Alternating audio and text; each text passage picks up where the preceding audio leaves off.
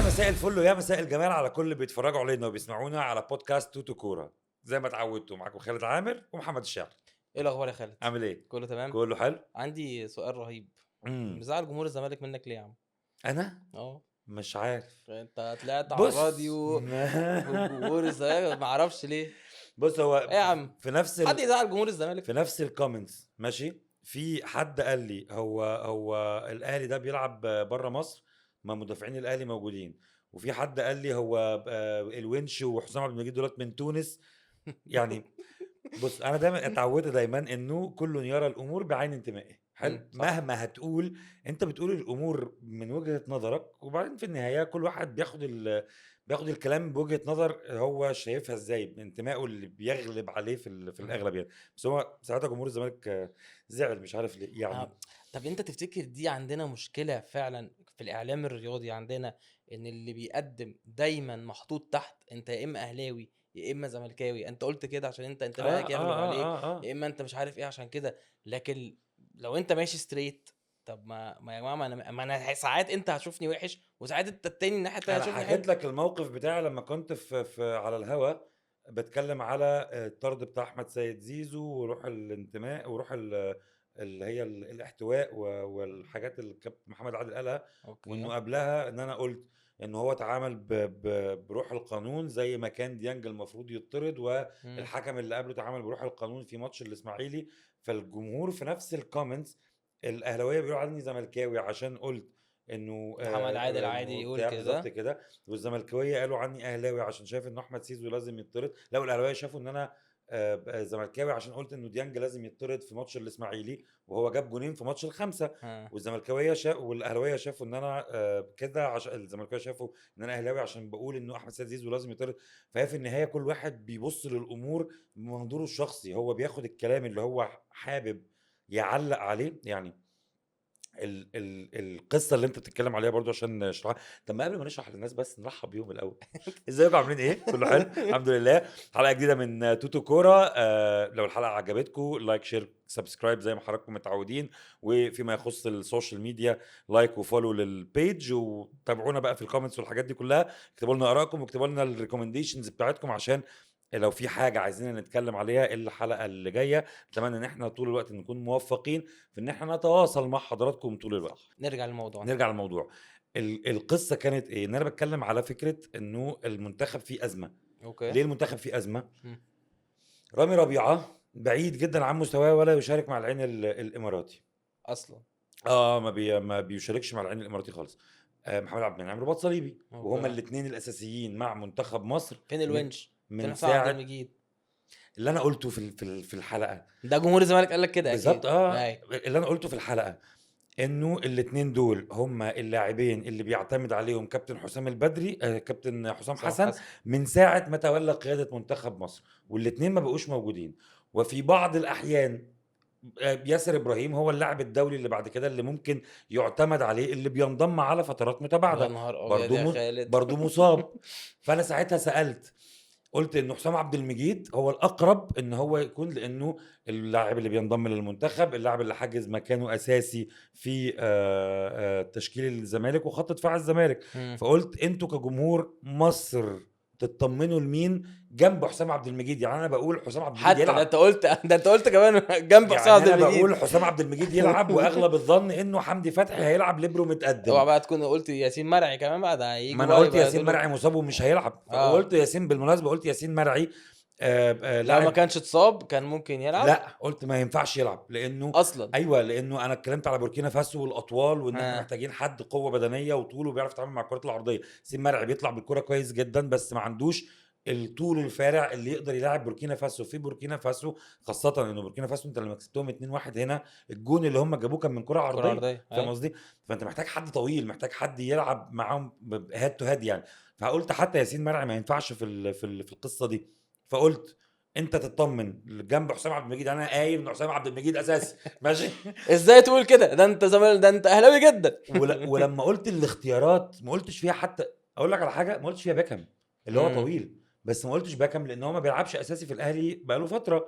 فانا الاختيارات اللي قلتها، قلت محمود حمدي الونش، قلت علي جبر، احمد سامي، محمود مرعي، محمود رزق، علي الفيل، ولا واحد فيهم من ولا الاهلي، واحد اهلي. ولا واحد اهلي.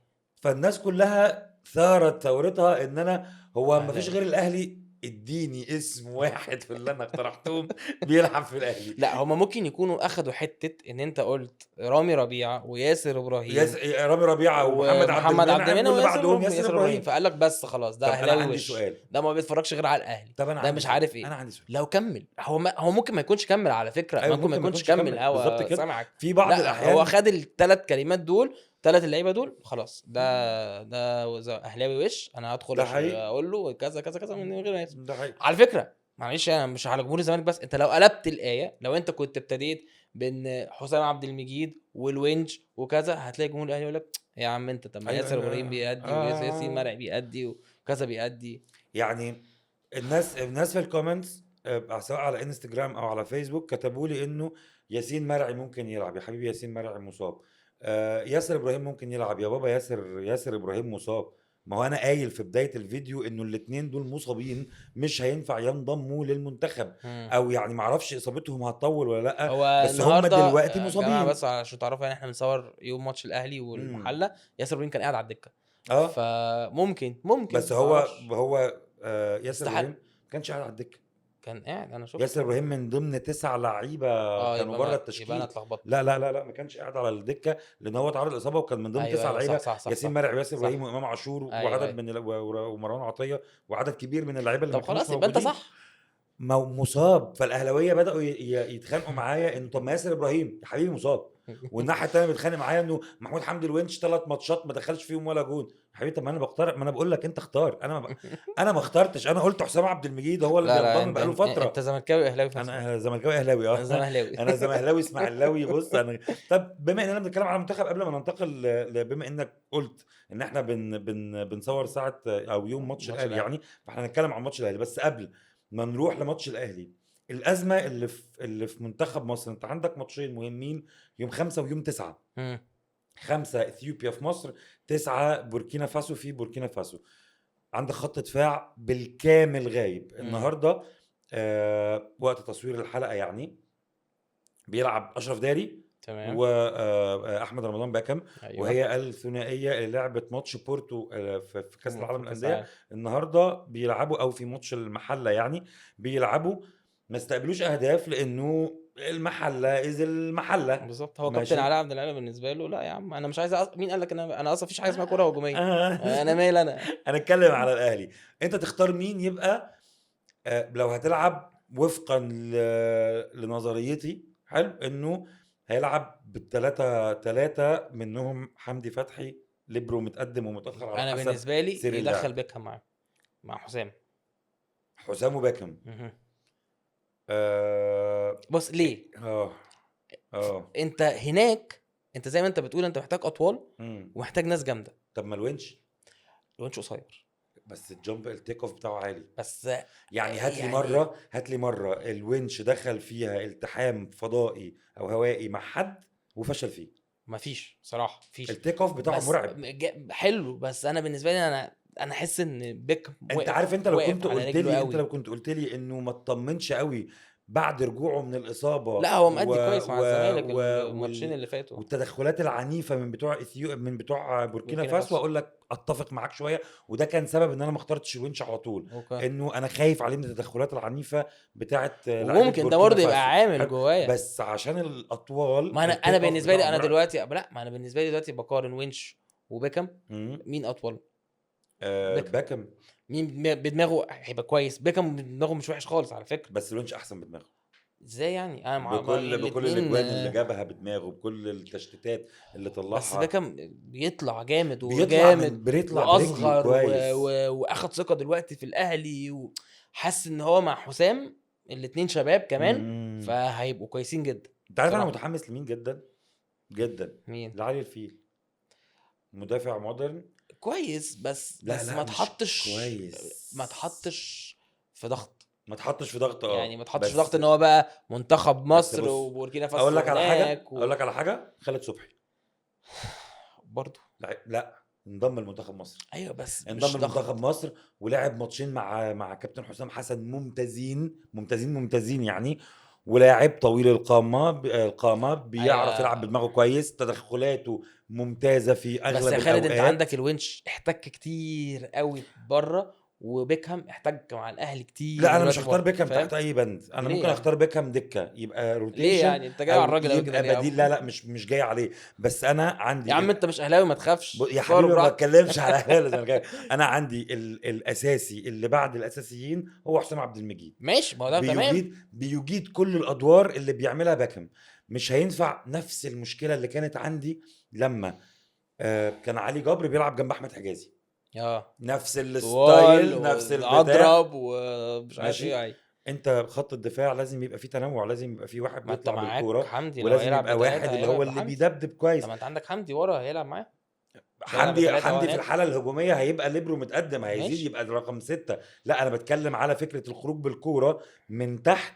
لازم يبقى عندك مدافع قادر على الخروج بالكوره، ومدافع اللي هو اللي بيملى المساحات. انا شايف حلو ان بيكهام الكلام. كورته حلوه خالد بصراحه. صبحي او علي الفيل او الونش بالمناسبه جنب حسام عبد المجيد يبقى ثنائي ممتاز. خاصه طب انا هسالك سؤال، لانه ده السؤال اللي كان بيتسال في الكومنتس يعني. هل الثلاث ماتشات اللي لعبهم الزمالك دخل فيه هدف واحد، مم. هل دول معيار لقوة؟ لانه ال الاصوات بدأت تروح لحتة انه هو ما دخلش فيه جوان اهو. الدفاع حسام عبد المجيد والونش، والجون محمد صبحي. مم. حلو الكلام. ليه 3 ماتشات ما دخلش فيهم غير جون؟ مم. تحمل كثير من المنطقية، وجهة نظر طبعا. تحمل كثير من المنطقية. بس هنا السؤال، هل هم معيار ان هم لما يروحوا منتخب مصر الضغط اللي انت كنت بتتكلم عليه ان هم يؤدوا بنفس الشكل، ولا الفرق لسه ما كانتش بتهاجم مبدئيا على الزمالك؟ مبدئيا الفرق لسه ما بتهاجمش، اه مبدئيا انت بتلاعب فرق مختلفه، لا مش نفس الفرق اللي لعبت الزمالك هي لعبت الاهلي، غير ماتش مودرن بس. مم. هو ده الوحيد الكومن ما بينهم. مم. قيس بقى على كل ده اصلا غير بوركينا فاسو خالص، طبعا يعني فرق مختلفه تماما، طبعا. فما ينفعش اقارن ده بده. اصل هم بيلعبوا كده فانا هاخدهم معايا في المنتخب كده، اصل هم كويس كده، مفيش حاجه اسمها كده. طب انت طب خلاص، كانت اسبانيا بقى اخدت بتوع برشلونه كلهم ولعبوا بيهم، مش عارف مين ايطاليا اخدت بتوع يوفنتوس كلهم ولعبوا بيهم. لا ما مش بتبقى، هو ما اسمه منتخب. طب انت لو هتختار جون من الثلاث صبحي بصراحه. الثلاث اجوان اللي لعبوا صبحي شوبير الشناوي النهارده لعب اول ماتش ليه، ظهر بشكل كويس بس المحله ما كانش بيهاجم، هنروح نتكلم على بالظبط. المحله. شوبير ظهر بشكل كويس ولكن خطأين في مباراتين على التوالي. بالمناسبه هو ما قعدش النهارده عشان لا الخطأين، لا هو فكره هو الروتيشن عشان المنتخب يعني. ومحمد صبحي دخل فيه هدف وحيد، ولكن 3 ماتشات ادى بشكل كويس، جدا على الرغم من برضو قله هجمات المنافسين عليه، بس الهجمات اللي كانت بتروح عليه كان كان بيتعامل بيصد معاها بشكل كويس، ممتاز. حلو جدا. انت تختار مين في الثلاثه؟ انا بصراحه امم محمد صبحي. بس هي الفكره في حاجه، هو كابتن حسام عنده ثقه في محمد صبحي بالظبط، ولا ما ده لا؟ اللي كنت عايز اسالك عليه. عنده ثقه في محمد صبحي، هل محمد صبحي عنده الثقه في نفسه انه يحرس مرمى منتخب مصر عنده. في محك قوي زي ده؟ ايوه، واحد انت جبته من الدكه نزلته في ماتش المغرب. خلي بالك ساعتها كان بروميسنج، ماشي ساعتها كان لسه طالع. وماشي وثبت نفسه في الماتش ده. افهمني، ساعتها كان لسه طالع بروميسنج، جاي من المنتخب الاولمبي مكسر الدنيا وكل حاجه واخد بقت في زي الفل. الزمالك ممتاز. ومشي لا ودلوقتي كويس. السنه اللي فاتت كان محمد وحش، كان صبحي عنده حاجات كان مفتقد للثقه بسبب هجوم جمهور الزمالك عليه. عليه. اي دي حلو. حقيقه. فمحمد صبحي راجع يحط رجله على التراك مره تانية. ما تقوليش اصل هو من 3 سنين سنه لا بس انا 2022 انت في ماتش بتقول لي المغرب دلوقتي، ادى بشكل كويس. لا انت بتقول لي في دلوقتي، تغييرات كتير انت بتقول لي حصلت. دلوقتي انت عنده ثقه ولا لا؟ انا بقول لك ده واحد عنده ثقه في نفسه، عنده مم. ثقه في نفسه، بدليل ان هو السنه اللي فاتت زي ما انت بتقول جمهور الزمالك كان بيهاجمه ووقع له الثقه، دلوقتي لا، هو من كتر ثقته في نفسه ده الموسم وعمل ماتشات حلوه، مش عامل ماتشات وحشه، مم. فهو عنده ثقه، مم. يقدر يقف. حلو. بس هل بقى مدرب منتخب مصر كابتن حسام حسن عنده الثقه فيه، ولا هنرجع نقول اصل احنا عندنا الشناوي هو هو حارس مصر الاول فهو لازم يقف حتى لو لعب ماتش طيب واحد؟ اقول لك معلومه، ما يقف وانا انا طول الوقت متحمس اكتر لفكره الشباب. مصطفى شوبير ومحمد صبحي بالنسبه لي هم الاولويه القصوى. تمام. حلو الكلام. المعلومه اللي المعلومه عندك انه محمد الشناوي هو اللي هيقف، حتى لو ما كانش لاعب النهارده، وحتى ازاي لو يعني؟ لا، حتى لو محمد الشناوي بره ال 18 في 3 ماتشات، لو بره ال 18 مش على الدكه، ازاي يعني لو يا بره ال خالد؟ 18 دي معلومه ازاي الله يعني؟ اعلم مدى صحتها. طب اللعيبه يعني الاجوان الصغيرين اللي هو زي محمد صبحي وشوبير، وقتهم جاي مفيش حاجه من وجهه نظر. وقتهم جاي. ثانيه هو محمد واحده، صبحي ده عنده كام سنه؟ افهمني بس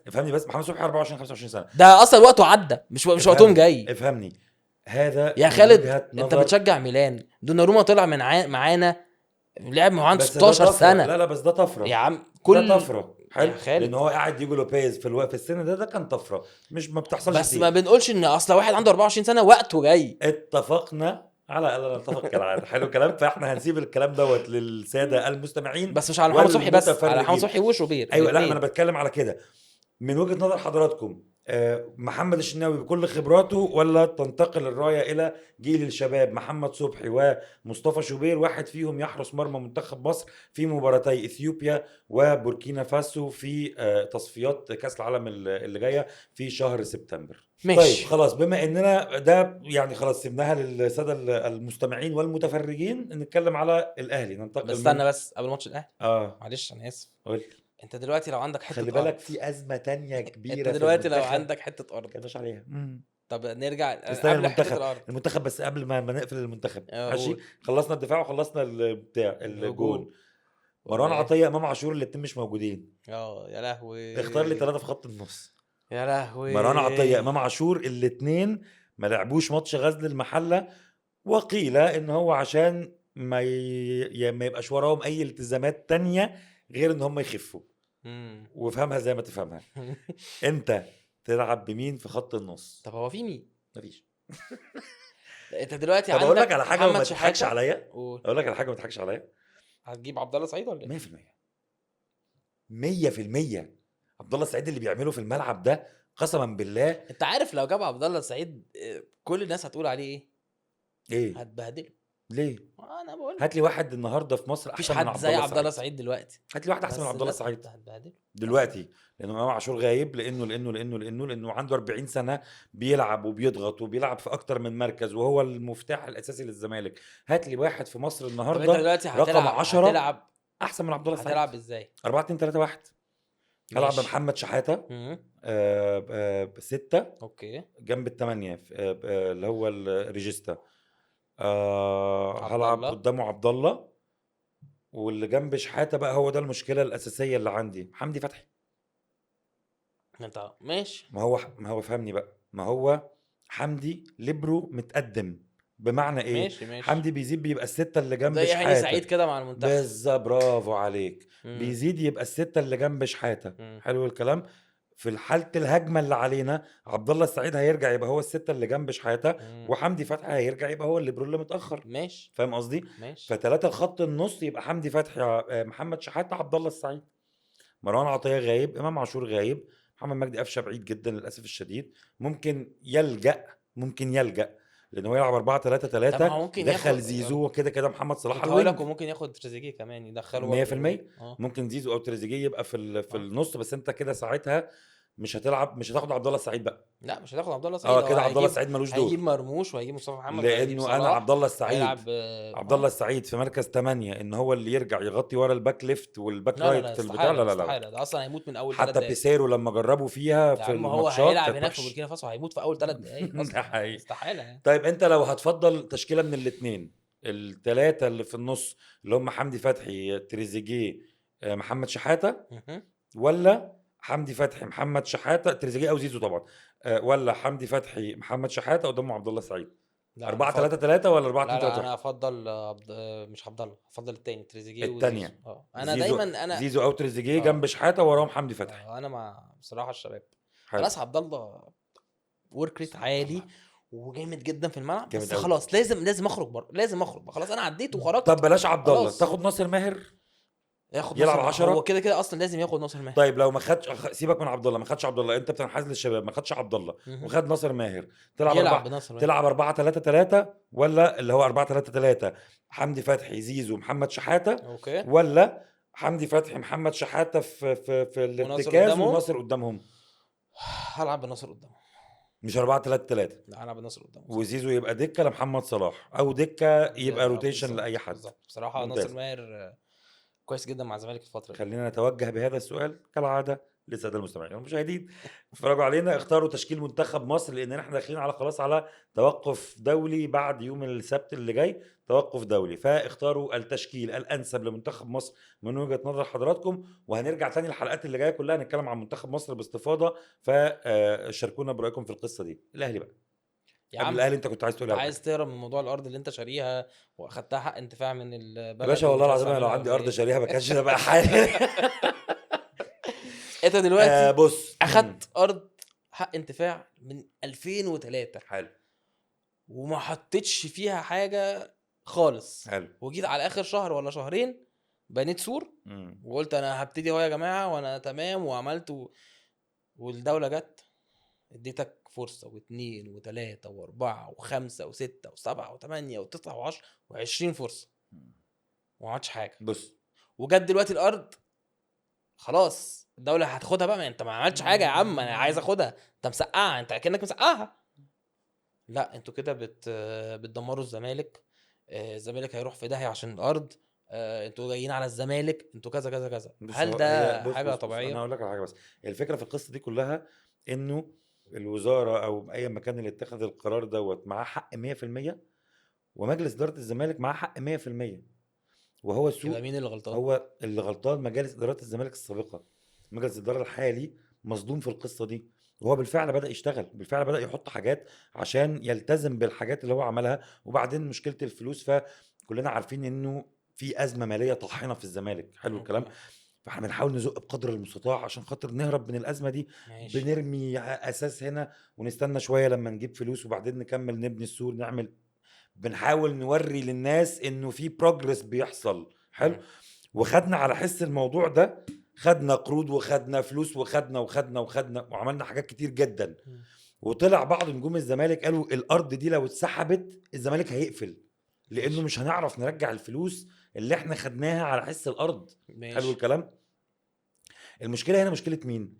مشكله كل المجالس الادارات السابقه اللي ادت في النهايه انه احنا النهارده سنه 2025 والارض دي معاك من سنه 2003 ما تحطش فيها، مش هقول لك ما تحطش فيها اساس، ما تحطش فيها ابره، ما تحطش فيها حاجه، ما حدش أوكي. عدى من قدامها. ماشي. النهارده انت بتتكلم على الاهلي لما قرر ان هو يعمل الاستاد، لما تم تخصيص الارض بدأ يعمل الاجراءات سريعا، حتى لو كل شهر بيعمل حاجه جديده، بس في هو ملتزم بالسيكونس اللي هو حدده مع الجهات المختصه. صح. والله انا اول شهر هعمل كذا، والله انا تاني شهر هعمل كذا. حتى بالمناسبه لو اتاخر شويه عن ميعاد التسليم او عن ميعاد بس في الانتهاء بروجرس بس بيحصل. في بروجرس بيحصل.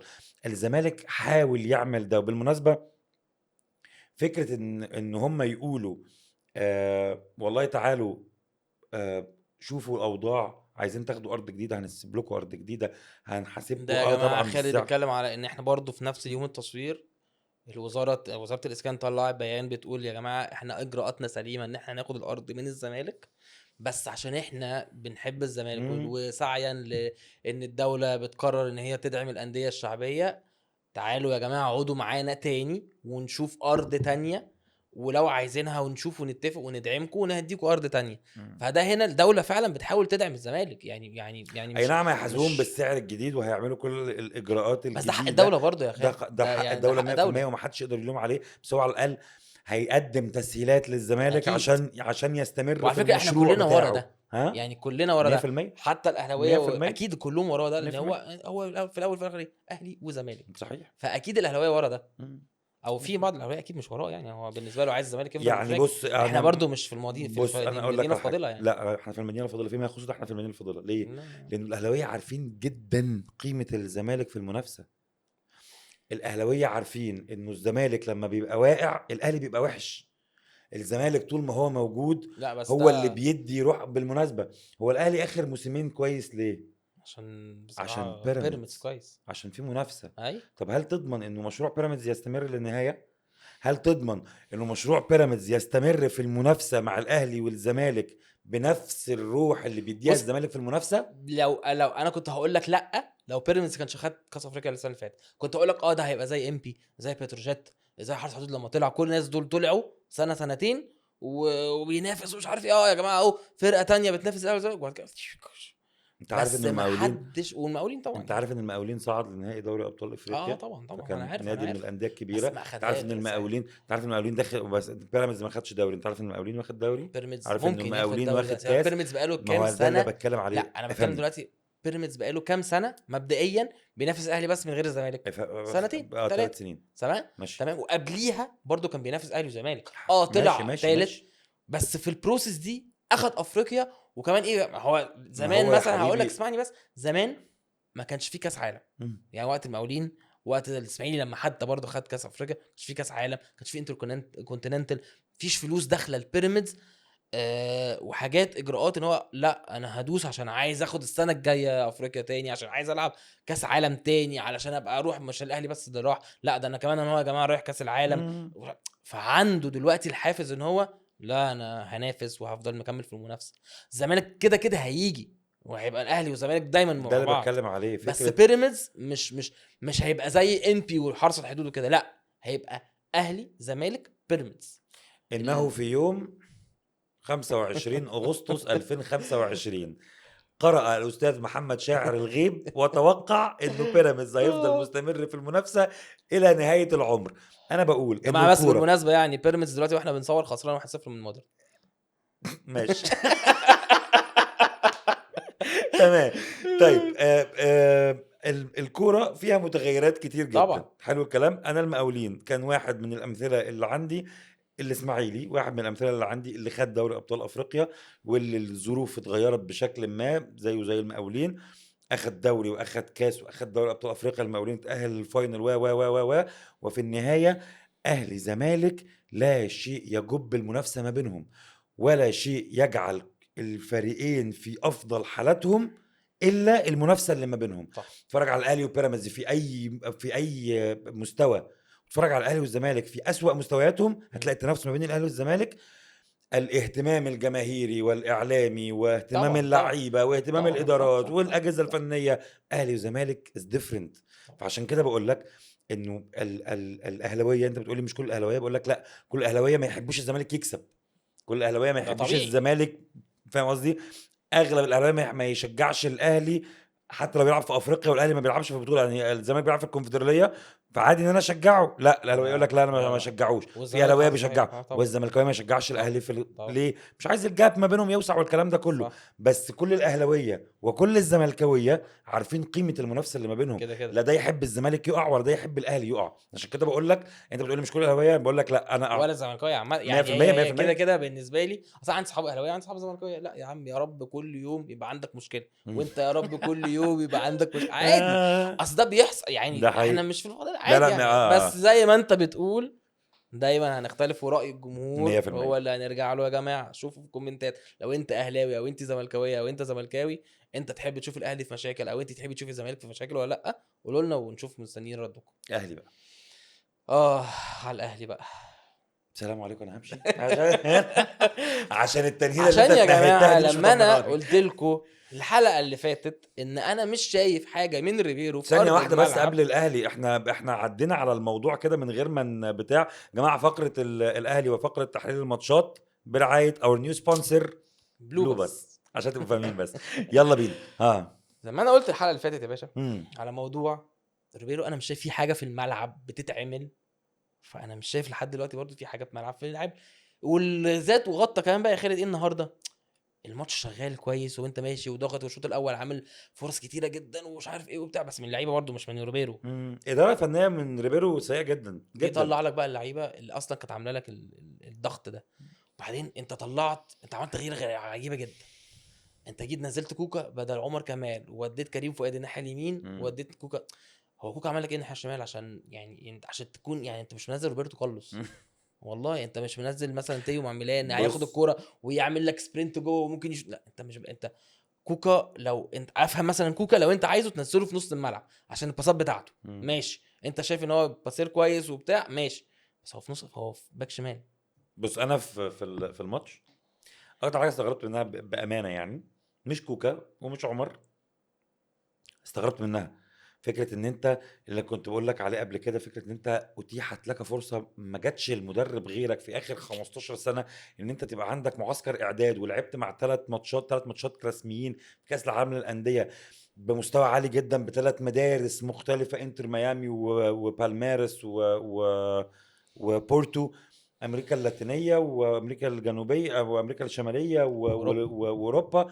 ثلاث مدارس مختلفه بثلاث انماط لعب مختلفين بانتنسيتي مختلفه في الملعب. وبعدين رحت عملت معسكر اعداد، لعبت فرق الى حد ما اقل اللي هم البنزرتي الملعب التونسي. والملعب التونسي. وبعدين رجعت عملت ماتشات مع فرق انت هتلعبها في الدوري في المعسكر بتاع مصر. انت عملت معسكر مرعب لم يتح لاي حد قبلك. حلو. والنهارده لسه بيجرب. انت لسه بتجرب اللعيبه، طب هجيبه يمين شويه، طب هجيبه شمال شويه، طب هحطه قدام شويه. فدي كانت حاجه مريبه جدا بالنسبه لي. بس اكتر حاجه مريبه بالنسبه لي اكتر ان انت قدامك فرقه اول 3 ماتشات متعادل 0-0، 3 ماتشات 0-0 من غير ما يجيب اجوان، من غير ما يكسب، من غير ما يخسر. هو زي ما بينزل الملعب بيفضل قاعد ورا، زي ما بيخرج من الملعب ممتاز. وفي اخر 15 دقيقه اللي هو خلاص بقى مفيش هو مش هيهاجمك اصلا. مفيش انا لقيت 2 واقفين بره، قلت والله الولا ريبيرو ده شكله عنده حاجه. يعني قال لك هيعمل لك حاجه من بتوع جوزيه زمان، اه يطلع لك حد من الدفاع انا وينزل النجوم وخلاص. انا قلت هيطلع ديانج ويطلع كريم فؤاد وينزل احمد رضا ارتكاز لوحده ويلعب ب3 ورا، وينزل محمد شريف جنب جراديشار ويلعب ب2 مهاجمين، ويطير وده بقى الاوقع. حسين الشحات وطاهر محمد طاهر ويلعب بيهم باك وينجز زي ما كانوا بيعملوا قبل كده. انا لقيته راح بيطلع منزل جراتيشار. احمد حتى رضا. اصلا انا لقيت منزل وانت عايز تكسب منزل احمد رضا جنب ديانج يدافعوا في فرقه ما بتهاجمش. يعني اللي هو ايه؟ طب انت كنت مستني ايه اللي لا يحصل؟ هو شايف ان احمد رضا هو ده بعد بين رمضان اللي هو ياخد الكره ويوصلها لقدام وباصات ومش ممتاز عارف ايه وبتاع. ممتاز. لا انا مشكلتي مش في كده، انا مشكلتي انت شفت جراديشار وهو خارج هو بيبص ايوه اللي هو هو في إيه يا جماعه. بص جراتشار كان وحش. حلو. بس هنا بس انت في هتلعب باتنين، هترفع عرضيات، الاتنين بيلعبوا بدماغ يعني انت عايز تكسب. سيبك من الاثنين هيلعبوا بدماغهم ماشي. انت جراتشار وحش جدا اوكي ما عنديش مشكله. فانت بتشيل واحد وحش، بتنزل واحد في تغيير متاخر جدا في الدقيقه 79 بتنزل محمد شريف، ده على ما يخش الماتش اصلا هيبقى الماتش خلص والناس روحت ما وهو افتكرش لسه اصلا ان عمال يجري محمد عشان شريف لمس يسحب. الكره الا 3 مرات مفيش تقريبا. خالص. حلو. فانت دلوقتي منزل مطلع مهاجم وحيد، عشان تنزل مهاجم وحيد سهل يتمسك في التكتلات الدفاعيه دي كلها، بدل ما تنزل مهاجم تاني متحرك اكتر. يا اما هو هيجري يفضي المساحه لجراديشار، يا اما جراديشار هو اصلا بينزل اصلا جراتشار بينزل اصلا لتحت اول اللي كتير بينزل لتحت بالظبط كتير كده فهيفضي فيصنع. بالظبط. بس فكره ان انت تطلع مهاجم وحيد عشان تنزل مهاجم وحيد في كل التكتلات الدفاعيه في 10 دقائق اصلا على ما يسخن سهل يتمسك. انا مش عارف ريبيرو مش عارف. طب انا عندي بس سؤال. في نفس الوقت اللي انا قلت لك عليه في الحلقه الاولى واللي انا اكدت عليه في الحلقه الثانيه هقوله في الحلقه الثالثه، ان انا مش هحكم على ريبيرو دلوقتي. هتحكوا عليه امتى طيب؟ مش هحكم عليه دلوقتي. هو وحش جدا بس انا الاحكام المسبقه انا ما بقعش في فخ الاحكام المسبقه. تعالى لي يا بتاع الاحكام المسبقه ده. انا افتكرت وقعدت تقول لسه. عاملين ميركاتو يا جامد باشا لسه واحنا بس دي عاملين هنجيلها. بس هقول ماشي. لك احنا بس بنتكلم على ماتش الميلان بالمناسبه عشان هقول لك بس آه. دلوقتي هو مش حكم مسبق. انت الباشا ده لعب معاك كام ماتش رسمي كتير. رسمي مثلا 7 وكام ماتش ودي؟ هو لعب 3 في كاس العالم و2 وده التالت 6 بالظبط. 6 برافو ميدو 6 عمال يقول لي ورا انا ميدو شايف عمال يقول لي انا قلت بس انت قلت 7 واحنا لعبنا 3 لا ماتش يا عم ميدو. انا قلت 7 قعد يعمل لي 6. المهم يعني 6 انت شفت في ال6 اي حاجه تقول امين؟ ايه شفت في ماتش بورتو. ايه ماتش بورتو؟ ماتش بورتو يعني شفت في ماتش بورتو جمل. شفت في ال3 ماتشات دول جمل. لا. اي نعم مش بنفس الجوده اللي انت مستنيها بس شفت حاجات انت لا معاك تشفع سكواد. للاهلي. بس انا بس اسمعني للاخر. لا تشفع للاهلي عشان كنت لسه هقول النقطه اللي انت بتتكلم عليها دي. لا تشفع للاهلي في ظل السكواد اللي عنده ان انت تقول انه ريبيرو بيعمل حاجه، بس في النهايه بتشوف ولا ما بتشوفش. بتشوف بنسبه 10% مش كفايه بس بتشوف. حلو. عشان كده بقول لك انت لسه بتقول ان هو جات له فرصه ما جاتش ده لاي حقيقي. مدرب الفتره اللي فاتت ده دي من الأهلي، حقيقي. ولا حتى كولر ده يعني حتى ما جاتش كولر. فلا يا باشا، انت معاك، انت يا كابتن ريبيرو، انت معاك فرقه ما شاء الله عليها تنزل اي ماتش. يعني انت لو طلعت من الماتش 2-0 3-0 ممكن الجمهور يقول لك ايه يا عم الماتش الوحش اللي انت عملته ده، انت في اول 3 ماتشات متعادل لي ماتشين وكسبان ماتش. ده في اول 3 ماتشات في الدوري. تعالى واحنا بنتكلم كده نشوف في بيراميدز ومودرن سبورت عاملين ايه. لسه 1-0. انا مش هحكم بدري. ليه مش هحكم بدري؟ ليه يا عم؟ لان يوريشيتش كان وحش جدا في بدايه ما مسك بيراميدز، والناس كلها قعدت تقول لا يجيد التعامل مع عشان كده افتكرت، كنت عايز اقول لك يوريشيتش، عشان كده افتكرت ماتش مودرن وبيراميدز. ولا يجيد التعامل مع الماتشات الكبيره، ولا يجيد كذا ولا يجيد كذا ولا يجيد كذا، وفي الاخر كان اقرب للفوز بالدوري وخسروا في المرحله الاخيره. اوكي. حصد لقب دوري ابطال افريقيا، هيشارك في الانتر كونتيننتال، عنده ماتش كاس السوبر الافريقي. واداره بيراميدز عملت سكواد او وفرت سكواد ليوريشيتش مرعب. طبعا. ففكره ان انت كنت تخسر الدوري، ان انت تطلع ثالث، ان انت ده كان غير وارد بالنسبه لبيراميدز. ثم صبروا على فكره المشروع اللي انت ما بتحبهاش. ما بتحبش ان انا فاهم. ما انت شايف يا اخويا. ادي المشروع اهو. فصبروا على يوريشيتش بكل العيوب، شويه شويه بدا يتحسن، عمل كل الحاجات دي. فانا مش هحكم لحد ما اقول انه فاكر. طب لا، طب قبل ما بلاش. فاكر، قبل طب فاكر، بلاش. انت لو جيت خسرت ماتش بيراميدز انت تفتكر يا كاهلي يعني جمهور الاهلي لا، هي الماتشات الكبيره حاجه مختلفه. الماتشات يعني انت الكبيره حاجه مع مختلفه. فكره ان لو خسر ماتش بيراميدز ممكن نقول له ساعتها شكرا؟ تبدا تتكلم. ساعتها ممكن. تبدا تتكلم. لا ليه؟ تفتكر اداره الاهلي هتقول له شكرا لا لا وتمسك عماد النحاس فتره مع لا, ما لا يجيب مش مدرب هتقول تاني؟ شكرا من رابع ماتش في الدوري، ده رقم واحد. بس تبدا ما انت تتكلم ليه؟ ممكن دلوقتي عشان انت عندك فتره توقف، فالمدرب اللي هتجيبه على الاقل مش هيعمل ايه يعني؟ هيقعد 10 ايام زياده؟ صباح الفل. من غير ماتشات. 10 ايام في النهايه، ده هو على ما يجي ويسلم على كل لعيب في يا عم السكواد ده من غير يبقى 10 ماتشات، ما ماتشات انت خلصوا. بدل ما يجي بعد ما الماتشات تبتدي مش هيعرف يعرفهم. مش هتفرق كتير. يا صدقني والله ما هتفرق كتير. الفكره هنا في ايه؟ ان انت تقدر تحكم بماتش بيراميدز، عشان ماتش بيراميدز مش هيلعب جيم مخنوق زي مودرن وزي ليه؟ المحله. انا على فكره انا لو من يوريشيتش هلعب جيم مخنوق العب جيم مخنوق وهصطاده اصلا بقى بالظبط، في وعنده الكواليتي في اللي قدام. بالظبط. بس الايجو بتاع اللعيبه مش هيسمح لهم ان هم يعملوا ده. فاهم مين؟ قصدي؟ بيراميدز. بتوع بيراميدز طبعا. انا لو فكره مدرب يا عم والايجو بتاع يوريتشيتش لا بالمناسبه انا لو مش هيسمح مدرب، له ان هو لا انا لو يعمل ده. مدرب ايجو ولا انا اكسب الماتش، لا اكسب الماتش.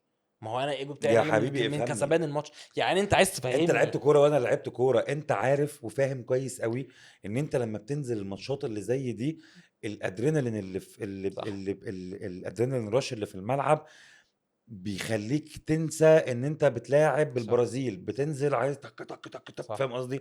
فبتوصل انت بتجيب 3 جوان في البرازيل، بتنزل تك تك تك، فبتوصل ان انت بتجيب جون في ايطاليا، بتوصل انه الاهلي بيلعب ريال مدريد بيروح معاه ند بند. ما فاهم قصدي؟ تفكرنيش. ماشي. الفكره هنا في ايه؟ الفكره انه الادرينالين رش ده مستحيل تتحكم فيه. مم. انت لعبت كوره وعارف فكره انه انا فرقه كبيره مش هنزل ادافع، حتى مم. ولو كان الدفاع هو اللي هيكسبني انا مش نازل ادافع. طب ليه؟ طب وشفتها ما ما بين الاهلي والزمالك كتير بالمناسبه. في اوقات كان من المفترض الزمالك افضل من الاهلي، ومن المفترض ان الاهلي يسيب الكره للزمالك ويرجع لشويه لورا مم. ويلعب على التحولات الهجوميه. ما كانش بيعمل كده. بالمناسبه مين الوحيد اللي عمل كده؟ موسيماني. بيتسو موسيماني. موسيماني. ليه؟ هو لان قال هو لك انت عارف اصلا هو عمل ايه؟ قال لك انا جيت اتفرجت على اخر 3 ماتشات للاهلي والزمالك، لقيت ان الاهلي هو اللي ضغط والزمالك هو الاخطر بالظبط اللي هو كده. ممكن يكسب. بالظبط كده. فقال لك طب يا عم حبيبي خد حبيبي خد الكوره الكوره وانا هلعب من وراك. وانا بس هيدي كده الجون خلاص. وخلاص. ليه؟ مدرب واقعي، المدرب الوحيد الواقعي. ليه؟ صح. مدرب افريقي من جوه القاره، فاهمها كلها شكلها عامل صح. ازاي. ده في النهايه مش مدرب افريقي، ده مدرب اسباني جاي بافكار التيكي تاكا، وجاي مش عارف ايه، والتاني صربي جاي برضو بافكار الكره الهجوميه والقوه البدنيه والبتاع. الاندفاع البدني اللي عند لعيبه البيراميدز واللي عند فكر يوريشيتش مش هيسمح له ان هو يلعب جيم دفاعي. وبالتالي لعيبه الاهلي هتلاقي قدامها مساحات اكتر تلعب فيها، عكس المساحات المخنوقه بتاعت مم. مودرن وبتاعت دي حقيقة. بغزل المحله. الاهلي بالمناسبه كان وحش جدا ولكنه لم يكن موفق. هو الكوره ايه؟ خطه وتنفيذ وتوفيق. صح. حلو. المدرب بيحط خطه واداره واللعيبة للماتش، بتحاول تعمل واللعيبه بتحاول تنفذ. تنفذ الخطه بتاعت المدرب، وتوفيق ربنا. ويتبقى توفيق ربنا. حلو. الخطه كانت وحشه، ولكن اللعيبه اجتهدت. مم. حلو، حاولوا يعملوا حاجه بس مفيش واداره توفيق. الماتش، بس في النهايه ايه؟ كورتين مفيش في العرض، توفيق. صح. كرة في العرض وكرة وكرة في زيزو اللي القائم. هو عامر صدها وكرة زيزو، سيبك من كرة زيزو لان هي كان هو زيزو استعجل قوي فحطها وحش قوي، مم. وحطها في ايد عامر كان جامد جدا طبعا، صراحة. بس هو حطها في ايد عامر. بس اللي الوم عليه اكتر محمد علي بن رمضان، الكرة اللي لوحده تماما في جوه الستة، ده عايز يعملها في الزاويه البعيده، بعيد فعملها في الزاويه طبعا. البعيده قوي يعني فاهم قصدي إيه؟ يعني عارف عملها وش يا كابتن جوه بالظبط واحد كده. الجمهور فاهم. ففي النهايه الاهلي كان وحش ولكنه كان اقرب للفوز. دي لو كان حقيقة. الاهلي كسب النهارده كان كل الكلام ده هيتغير، كان كلامي هيتغير وكلامك هيتغير، لا والاهلي كسب لا لا كلامي كان مش كلامنا هيتغير. هيتغير. لا ما هو ليه؟ اقول لك حاجه، طب ما هو ماتش فاركو اللي فات وكسب بسكور وكلامي ما قلنا اتغيرش. قلنا لا انت قلت. لا قلنا انا لا قلت انا ما لا. قلتش، برضو، انا قلت برضو مش هحكم، بس هي الفكره في ايه؟ والاهلي واربعه واللعيبه بدات تفهم بعض، وريبيرو حط التشكيله المناسبه ومش عارف قلنا ان هو كل حط التفاصيل التشكيله دي. المناسبه النهارده صراحه. حط تشكيله وحشه، او حط تشكيله حلوه، بس ادار الماتش اداره الماتش بشكل وحشه وحش جدا. جدا. طب ممتاز. في النهايه لو كان دخل جون كان يشفع للاهلي ان انت تقول انه في حاجه بتتعمل. كنت هتقول ايه؟ والله ده الاهلي اصله جاب جون وكسب وهو الاهم، بس الاهلي والله جايب كورتين في العارضه و85% استحواذ و22 شوطه على الجون مقابل 3 بس لغزل المحله. بس ده و معروف و عشان ده و كابتن و علي عبد ده فرقه النهارده ولا طب ماشي، جابت ما ده يعني. معروف، صح، ده معروف. احنا من اول الحلقه لحد دلوقتي ما قلناش اي حاجه من الحاجات دي. ليه؟ الاهلي تعادل، ريبير وحش، اللعيبه البتاع. في النهايه هو جون بيفرق في طبعا انا عمال طبعا. اخبط في المايك من كتر البتاع. معلش بقى يا مين. في النهايه كل خبطه من دولت بتسمع في قدام ميدو هناك عارف. هو جون بيفرق في التقييم النهائي للفرقه للمتلقي. كلها طبعا. بالظبط، واولهم المدير الفني. طبعا. ممتاز. فلو ده ما حصلش، او دلوقتي انت بتقول ايه؟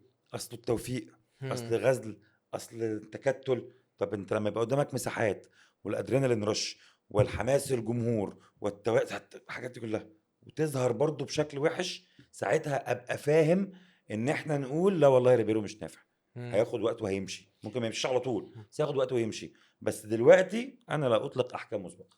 طب عايز اسالك سؤال. ودي تريزيجيه، انا عندي احباط من تريزيجيه. انا بالنسبه لي كان اول لما الاهلي مضى مع تريزيجيه انا اكني جبت لعيب اوروبي بسعر مصري. انا مش عارف تريزيجيه من كتر ما هو عايز يعمل كل لا انت ما حاجه. جبتش لعيب اوروبي بسعر مصر، انت جبت لعيب مصري بسعر اوروبي. انت دافع في تريزيجيه كتير جدا. لا بس يعني في الاخر الفلوس اللي دفعتها مرتبه مصري مش اوروبي، يعني مش هدفع ماشي. بالدولار لا لتريزيجيه، مش هدفع بالدولار، هدفع مصري عادي جدا يعني. انت فارق بس معاك الدولار من الجنيه. طبعا. يعني انت مش فارق معاك ان انت هتدفع لا له عمله صعبه هتوفرها. مليون دولار، بس هتدفع له 50 مليون جنيه عادي. ماشي.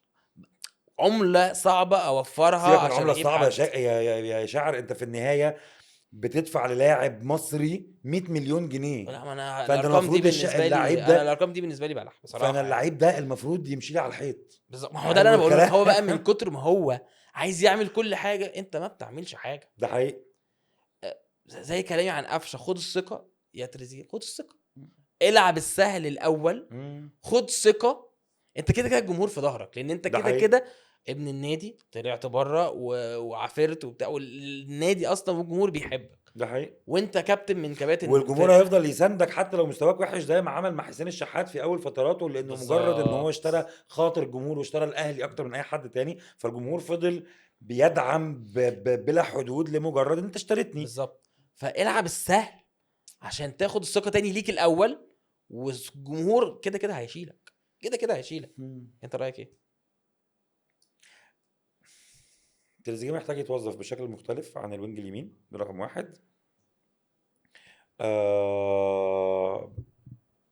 محتاج يتحلى اكتر بفكرة انه الشخصية وان هو كابتن والحاجات دي كلها.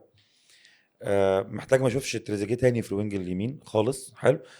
عايز تعمل الروتيشن ده، دخل تريزيجيه 8 يمين 8 شمال تحت اشرف بن شرقي، وودي زيزو وينج يمين، ولعب محمد علي بن رمضان الى ان يقضي الله امرا كان مفعولا ويرجع امام عاشور ومروان عطيه. ساعتها هتبقى عندك الازمه بتاعت ان انت هتحتاج تلعب ده شوط وده شوط، او ده 40 دقيقه وده مش عارف ايه. فاهم قصدي؟ ماشي.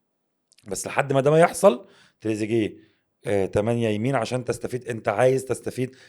اللي انا قلت لك المره اللي قبل اللي فاتت، حلو، ساعه لما الاهلي تعادل، الكوره مش رص لعيبه، صح حلو، مش طبعا. عندك مجموعه من الاسامي هتروح ترصهم كلهم وتكسب، دي حلو. حقيقة. بس هي حتى فكره رص اللعيبه ريبيرو بيعملها وحش، فاهم؟ يعني انت عايز تستفيد من كل دول، فبتلعب تريزيجيه هناك وبتلعب لي طب ما انت بحسبه بسيطه ممكن تلعب تريزيجيه طب يعني من اليمين للشمال كده، امشي معايا. مم. زيزو وينج رايت، مم. محمد علي بن رمضان 8 يمين، يمين. تريزيجيه 8 شمال، مم. اشرف بن شرقي وينج وينج. ليفت. حلو ماشي. الكلام.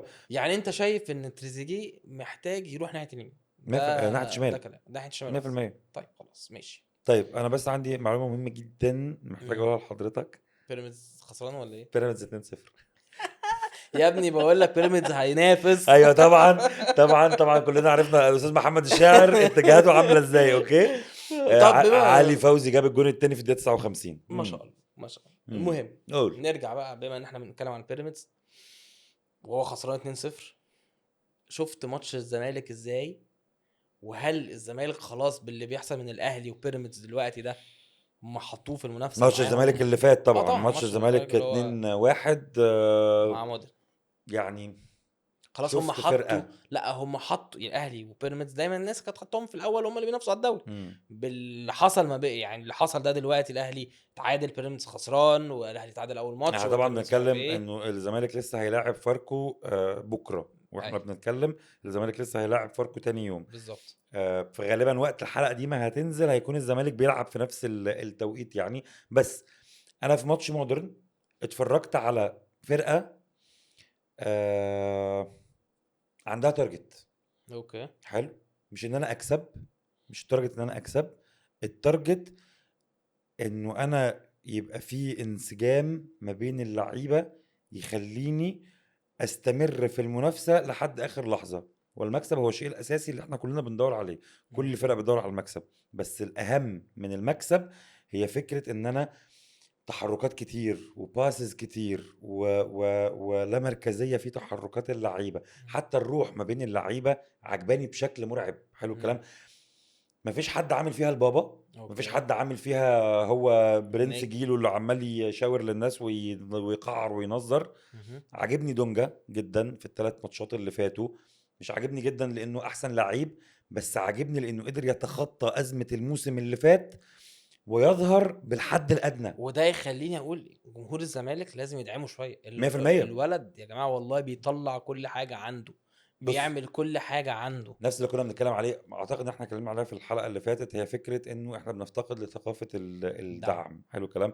محمد صبحي النهارده انت بتدعمه، والسنه اللي فاتت انت كنت هتخلص عليه خالص. مهم. دونجا النهارده محتاج الدعم منك لانه 3 ماتشات بيلعب بشكل زي ما بقول لك الحد الادنى، عنده الحد الادنى، بيعرف يدافع كويس، بيعرف يطلع بالكره مم. كويس، اللي بيملى المساحات بشكل كويس. في احسن من كده، بس ده الحد الادنى اللي انت عايزه منه. صح. فمحتاج دعمك.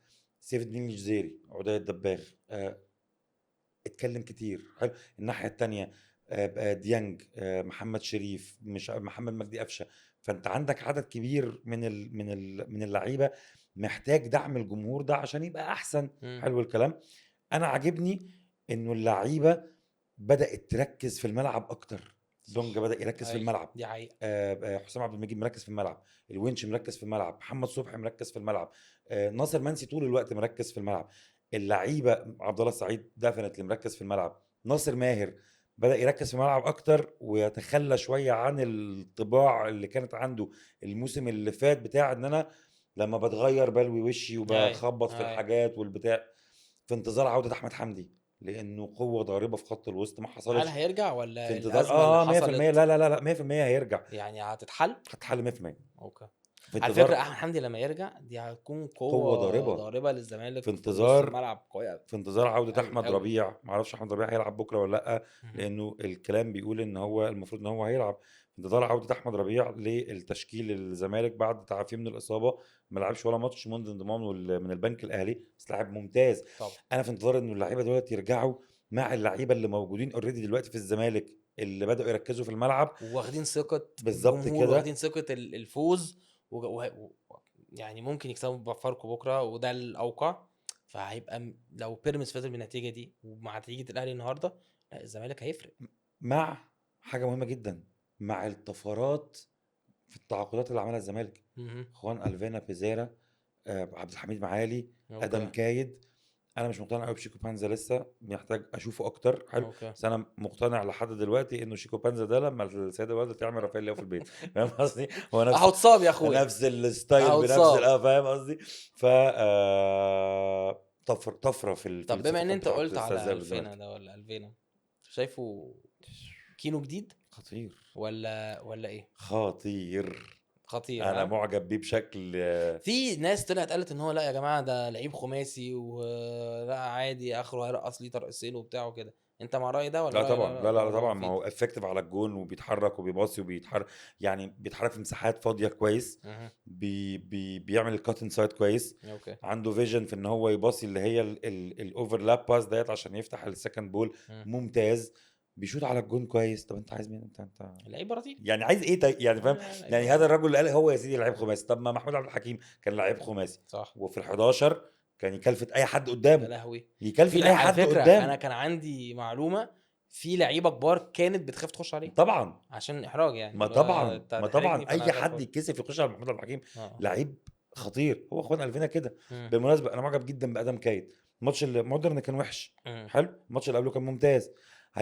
هيطلع شويه وهينزل شويه، بس في النهايه المطلوب من الجمهور الزمالك انه ما يحكمش باللقطه. طبعا. النهارده هو كويس هندعمه، النهارده بكره هو وحش هنشتمه. لا، مش تمشي كده. احنا بنديله الدعم للنهايه، عشان في النهايه بنحكم باجمالي الموسم، مم. باجمالي ما قدمه ادم كايد للزمالك عن موسم 2025 2026. بس النهارده وحش. انا لقيت كم ناس يا عم ده صفقه وحشه. حبيبي لعب ماتش حلو صفقه وماتش وحشه ايه؟ وحش يخرب. هو لسه بادئ. يعني هو لسه قال يعني حاجه. ايه ما طيب؟ يقول طيب. ما الماتش الاولاني كنا بنقول والباس اللي بصل لناصر ماهر والتحرك اللي شد معاه المدافع اي. عشان يفتح ناصر ماهر الشوطه. طب ما هي كانت حلوه. مم. دلوقتي بقى ادم كايد وحش عشان ما عملش حاجه يعني. اهدى ليه شويه، ليه اهدى شويه اي. بس. فانا بس معجب جدا بصفقات لا، الزمالك. انا معجب بالزمالك بشخصيه الزمالك اللي جدا هو طبعا. طلع نفسه بره هاسل ده الاهلي وبيراميدز هم بس اللي بينافسوا. لا انا لا هو يا باشا طيب ماشي الاهلي بقى، خلي الاهلي الاهلي وبيراميدز هم اللي بينافسوا، وانا من ورا انا هو دلوقتي ماشي وده اكتر ماشي في حاجه. طريقي بكسب، منفض لكل الناس اللي بتقول ان انا مش عارف ايه وبتاع. لا يا باشا انا هلعب وهكسب، والروح زي ما انت بتقول حلوه مم. اللعيبه. انا حاسس فعلا ان دي مش فرقه الزمالك، ده لا حقيقي. انا حاسس ان دي فرقه الاهلي المقفول. فاكر لما كان الناس بتقول الاهلي مقفول عليه مش عارف، دي فرقه اه، دلوقتي الزمالك، انا مقفول عليهم وانا هلعب ده وانا اللي عايز اتكلمت اكسب عنه قبل وانا كده، عايز انه كذا. كترة النجوم مش معيار لقوة الفريق. لا. انه الاهلي لما قالوا ان كترة النجوم هو هنكتسح اي حد مم. وهنكسب اي حد وهنعمل اي حد. كترة النجوم مش معيار للقوة، لانه صح. ممكن كترة النجوم دولت يعملوا لك مشاكل مم. ما تعرفش تتعامل معاها فنيا. صح. فاهم قصدي؟ الزمالك دلوقتي جايب صفقات مش معروفة، فكلهم عايزين يثبتوا نفسهم، دي حقيقة. فكله بيلعب وكله بيخاف على بعض وكله بيكير على الكورة. فاكر كان في تقريبا اني جيفن سانداي بتاع الباتشينو. اوكي. كان الفيلم بتاع الباتشينو لما بيقول لك انه السبورت دي اللي هي هم بيلعبوا امريكان فوتبول، بس هي تنطبق برضو على الكوره. انه انت تحارب على كل انش، اي. كل انش انت بتكسبه المنافس بتاعك بيخسره، ده مكسب ده مكسب بالنسبه ليك لك. طبعا، الزمالك كده فانت على فكره. بتحارب على كل انش. النهارده انا شايف الزمالك بيحارب على اه كل انش، لا كل وشابوه سنتي ليه في وشابوه الملعب. لاداره الزمالك ان هي اخذت خطوه جون ادوارد. 100%. يعني كان في كميه ناس من بص، الزمالك انا مش قالوا عايز ابان ان انا بحاول اطبل عشان خاطر ما يبتاع، بس انا اتكلمت على جون ادوارد كتير كتير كتير قبل ما يتعين جون ادوارد. امم. حتى لما اتاخر تعيين جون ادوارد كنت بقول لاداره الزمالك كتير في الراديو وفي التلفزيون وفي كل حته، بقول هو اخوانا انتوا متاخرين ليه في التعاقد في الاعلان عن جون ادوارد؟ امم. ما تخلوا الراجل يمسك عشان يبدا يشوف الملفات اللي صح. عنده صفقات متأخرة، عنده ماركتينج متأخر، عنده ميزانية المفروض يعملها، عنده ايوه عنده حاجات كتير. بلان كاملة وهو المفروض جامد. بص يطلع بص يا بيها. خالد، في اقل من قد ايه عمل فرقه بالظبط كده، ازاي، بالظبط كده. وحول فريق الزمالك ده من فريق يا جماعه احنا هنبقى تالت هنبقى رابع مم. لفريق دلوقتي هو ماشي اول في الدوري مع المصري. حتى بالمناسبة فاهم. لو هو هيطلع تالت ورابع بس بخطى ثابتة، طبعا. مش تالت بس هي ورابع بقى الفكره في بالعافية. حاجه، ان لو الزمالك لازم الزملكاويه هنا حتى لو لا قدر الله السنه دي طلع تاني، طلع قصدي تالت. لا ادعموا جون ادوارد، اقول لك على ما حاجه، تخليش حد يلعب في دماغكم ان هو ادي جون ادوارد اللي انتوا جبتوه وعملتوه في اول الموسم مش عارف ايه وبتاع، اهو في الاخر ما طلعناش طب افريقيا. اقول لك على حاجه، مم. لو طلع خامس، يعني لو ما ماشي لعبش، كويس. لو ما لعبش كونفدراليه حتى، حلو مم. الكلام. فكره ان انت بتاسس للمشروع مش لازم تاخد ثمارها من اول موسم. لا بس هقول لك حاجه، مع اهلي وزمالك استحاله، بالذات الزمالك دلوقتي، لان انت خلي طب بالك. انا هسالك سؤال، استنى بس خالد، انت دلوقتي بقالك كام سنه ما دخلتش افريقيا؟ 3 سنين، ثلاث سنه دي سنة دي دي الثالثه، التالتة اهي. تمام. فانت مش في حمل ان انت تخسر رابعه عشان انت اصلا عايز تروح كاس العالم اللي دلوقتي الاهلي راحوا وبيراميدز رايح. هسالك ما انت لسه قدامك 4 سنين، فانت لا اللي انت بتبني اوريدي عليه. عندك 3 سنين راحوا، انت اللي بتبني، لا ليه يا حبيبي، ما انت السنه دي عندك السنه اللي فاتت 25 والسنه دي. 26 ادي واحده دي انت مش تلعب فيها. مهم. عندك 26 27 27 28 28 لا 29 السنه اللي فاتت محسوبه، اللي هي الايه، اللي هي اللي بيراميدز خدها. اي دي ايوه محسوبه، والسنه دي الزمالك مش بيلعب، دي كده ايوه، سنتين. ما انا بقول فانت لك انت لسه عندك عندك سنتين 26 تانيين. 27، لا عندك 26 هم مش 27 5 سنين، هم 4 سنين. 27 هم 28. 4 سنين مش 5 سنين، هو بيتلعب كل 4 سنين. ايوه انا عارف. فانت عندك سنتين اوريدي راحوا، لو التالتة اللي فين هي السنتين اللي راحوا؟ بيراميدز والسنه دي، فدي سنتين راحوا. اوكي، تمام. 27 فانت 28. عندك سنتين تانيين، لو ما طلعش السنه دي هيبقى فاضل له سنه واحده اللي هو لازم ياخد فيها بطوله. هو في 29 فاهمني؟ 29 يعني بيراميدز لما كسب 2000 صح، انت صح انت صح فاهمني؟ انت صح. فانت دلوقتي هيبقى فاضل له سنه واحده، ازاي؟ ساعتها ده استحاله، ده استحاله هيبقى يا ضغط باشا، لا لا اكبر، استحاله ده طبعا، ضغط اكبر، لا لا استحاله طبعا.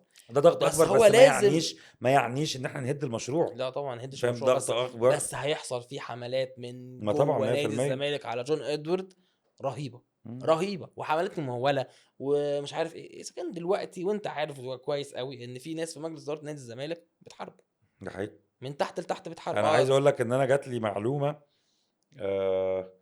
الماتش الاولاني اللي الزمالك، اول ماتش خالص الزمالك كسبه، وبعدين وبعد كده اتعادلوا مع او المقاولين. بعدين كسب.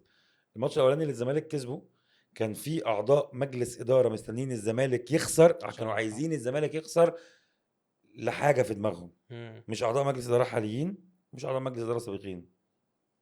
ماشي، انا ما حددتش اعضاء مجلس يعني، هو حد من عروستي الاثنين، حد من الاثنين، انا ما ماشي يا حددتش، عم، ماشي يا انا ما عم. حددتش هو حالي ولا سابق. ماشي. حلو الكلام. حد من مجلس اداره الزمالك عبر تاريخه سواء الحالي او السابق كان عايز الزمالك يخسر.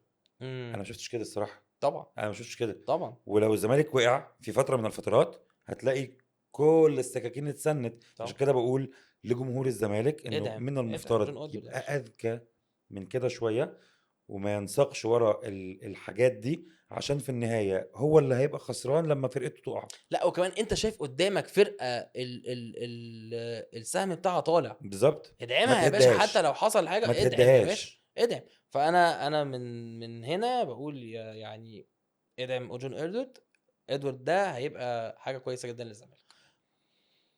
لا مش حاجه كويسه، هو اهم حاجه للزمالك حصلت فكره المدير الرياضي المتحكم في كل الامور، عشان حقيقة. نجنب مجلس الاداره ونجنب مدير الكوره ونجنب الاطراف الخارجيه ونجنب السوشيال انا ميديا. كانت فتره على انا في الزمالك، واحد هو المتحكم في كل مقاليد الامور. كانت فيها فتره على الزمالك كان مجلس الاداره بيطلع يتكلم، ما انا مدير قلت الكوره لك، بيطلع والمتحدث بيتكلم، الاعلامي وحد مش عارف والسوشيال ميديا مش عارف بتطلع تتكلم، والناس بتعمل ستوريز على الفيسبوك، وكانت حاجه يا قمر جماعة. الحقيقه، كانت حاجه قمر. فانا بقول لك دي اهم حاجه حصلت دي للزمالك، هي حقيقة. فكره انه بقى في واحد هو المتولي مقاليد ومبروك طبعا للزمالك المكسب، المكسب اللي فات. اللي فات. احنا ما نعرفش وبكرة النهارده بقى بيحصل ايه، لو الحلقه دي بتتذاع وقت الزمالك امام فاركو.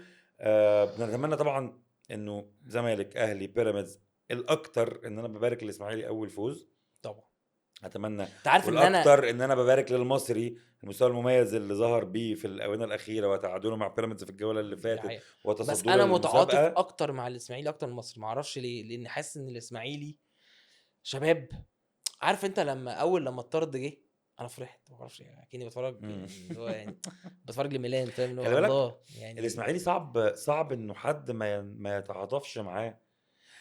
تاريخ وصدر لعيبه كتير لمنتخب مصر، انت ارتبطت بلعيبه كتير، انت حتى لو انت بتشجع الاهلي فانت تاريخك في نجوم بارزين جدا من مدينه الاسماعيليه اللي حقيقة. بعد كده لعبوا في منتخب مصر، في نجوم بارزين في الاسماعيلي نفسهم ما انتقلوش لحته تانية، زي محمد حمص، زي حسني عبد رب، زي حسني عبد رب، وزي محمد صبحي الجون.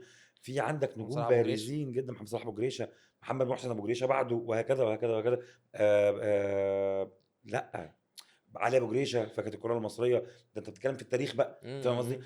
فصعب ان انت اه تتعاطفش مع لا، الاسماعيلي، بس في وكنت عايز النهايه وبصراحه يعني طلع الجيش عمل ماتش حلو بصراحه، يعني عمل ماتش ده حلو، حقيقي. لكن مش مطرود منهم حد، بس انا كنت عايز اسماعيلي يكسب، ما اعرفش ليه. في النهايه انت انا بتعاطف مع كل الفرق الجماهيريه، عشان كده دي بقول حقيقة، لك طبعا انه طبعا اسماعيلي ومصري طبعا طبعا. واتحاد اذا بالنسبه الماتش لي النهارده بتاع الاهلي والمحله، شايف الجمهور هنا وشايف الجمهور هنا، هو ده. ده كان قمر. ايه ده ده؟ كان استاد قمر والله العظيم ثلاثة. انا كنت مبسوط قوي وانا ايه بتفرج ده؟ على الاجواء. ايوه يا فاهم عم. قصدي؟ اتمنى الاجواء دي تستمر في كل بالمناسبه الملاعب. بالمناسبه الجماهير، يا جماعه دلوقتي معلش يعني خلاص بقى، احنا عشاق الدوري المصري بتاعنا الجميل، احنا لدوري زيه بالظبط بس في اوروبا. يعني طبعا بص خالد عامل ازاي، طبعا دوري بالظبط زيه بالظبط، هو كل حاجه بس في اوروبا. مبدئيا قبل اي حاجه، قبل اي حاجه، رايك ايه في جاردينالي لما قال لك كل اللي شتموني دول من الكيرفا سود انا عامل نظام تذكرتي مش هتخش، انتم ممنوعين. راحت الكيرفا سود ردت عليه وقالت طب احنا مش حاضرين. بالظبط كده. فيجي في ماتش افتتاح الدوري بتاعك في السان سيرو، جمهور كريمونيزي هو اللي صوته مسموع. والناحيه يعني الثانيه مفيش صرصور الحق. مفيش اصلا جمهور. انت صرصور كل الحق، ما الجمهور انا بتاع بقول لك. ميلان اللي هو الناس اللي بتشجع ميلان، مثلا لو احنا مثلا مسافرين من مصر رايحين، فاحنا رايحين نتفرج على السان سيرو عشان ده ميلان، وجمهور ايطالي كده شويه اللي هم قاعدين بيتفرجوا جايين فشار وبتاع وكده وقشطه، انا مسرح جميل وبتاع. رايك ايه مبدئيا في القرار بتاع كاردينالي ده؟ الاحكام المسبقه انا ما بقولش، مش هتكلم فني على لا ما فيش أليجري، فني، مش هتكلم فني على لعيبه، مش بتكلم على هتكلم فني القرار على بتاع حاجه، منع بس جمهور كيرفا سود. مش هتكلم فني على اللعيبه، مش هتكلم فني على أليجري. انا كل اللي هطلع بيه في القصه بتاعت ميلان دي هو انه من الغباء ان انت تعاند الجمهور وانت باني مشروع بتقول يا رب يعدي. اوكي. ليه؟ انت سبت اهم نجومك، مم. جبت مدير فني عفى عليه الزمن وفشل في اخر تجاربه مع فريق زي اليوفي، مم. انت مغير اداره كامله وجايب فانت في وسط كل هذا المشروع بتحارب العنصر اللي انت بتعول عليهم ان انت تتحامى فيهم ان انت المشروع ده ينجح. غباء مرعب. هو بيقول لك انتوا بتشتموني كل ماتش، انتوا بتقولوا لي ابيع النادي كل ماتش، طب انا مش عايزكم. بس انا بقى بالنسبه لي، انت ما ينفعش تعادي كيرفا صوت اللي هي عامله لك صوت. انت على فكره انت كنت ممكن تكسب ماتش كولونيزي ده لو كيرفا صوت موجودين، انا مش بهزر، مم. انا مش بهزر. كان ممكن تكسب ماتش كريمونيزي. اه هو ايه كريمونيزي اصلا؟ يعني ما انت خسرت منه في الاخر، يعني لا هو انا ايه يعني اللي انت ليه حسستني ان انت كنت بتلعب الانتر بس غياب الجمهور، فاهم؟ بلاش الانتر، ليه بتحسسني ان انا كنت بلعب هيلاس فيرونا؟ فاهم قصدي؟ ايوه ايوه. انت انا عارف بلعب ان ده كريمونيزي. اول ماتش ليهم يكسبوه من 100 سنه ضد ميلان. انت عارف انا ان ده زي ده اول ماتش. استنى بس اسمعني ده لسه. انت عارف ان ده اول ماتش في تاريخهم يكسبوه في افتتاحات الدوري؟ يعني هم اي ماتش في افتتاحات الدوري بيخسروه الا الماتش ده. ليه؟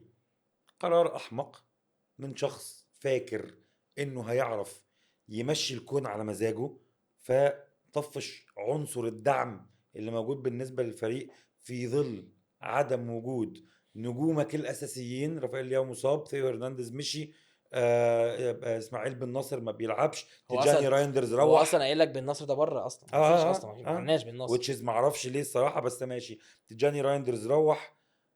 انت ما عندكش حد من عندك خبرات، عندك خبرات، ما عندك لوكا مودريتش خبرة عظيمة جدا بس لسه جديد في النادي. فيما عدا لوكا مودريتش ومايك مينيون، انت عندك مين كخبرات؟ انت عندك مين؟ يوسف فوفانا. خبره جامده جدا على فكره. يا جدع يا جدع.